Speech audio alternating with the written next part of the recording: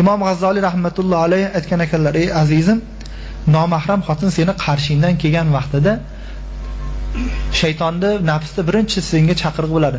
Xotin kishi kelyapti, bir qarab qo'ying" deydi. Mullani shaytoni ham mulla bo'ladi. Omini shaytoni omi bo'ladi. U omiga qilgan da'vatini mullaga ko'tarib kelmaydi. U kofirga ko'tarib kelgan da'vatini shayton musulmonga ko'tarib kelmaydi. Musulmonga boshqacharoq ko'tarib keladi. Zino harom deydi. Sen qaraganing bilan zino qilib qo'yasan, bir qarasang nima bo'pti deydi. Musulmonga shu da'vat qiladi. Kofirga boshqacharoq qiladi.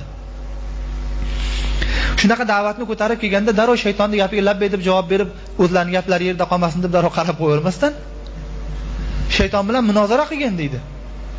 Bir yoqda Xudo taolo qaramagin deb tursa, shayton qaraginsa, darrov shaytonning gapiga ijobat qilishda bizga hech qanday foyda yo'q. Shayton senga shu chaqiruvni qilgan vaqtida sen u bilan munozara qilgin. Munozara qilib aytginki: "Ey shayton, ey badbaxt, mana shu xotin kelyapti, menga shuni da'vat qilyapsan, qaragin deyapsan. Farazan shu xotin xunuk bo'lsa, qaraganimda nima bo'ladi? Qarasam gunohi bor, lazzati yo'q" deydi. Xunuk xotinga qarasangiz gunohi bor, lekin xunuk ekan o'shanga gunoh yozmayladimi deydi Xudo taolo.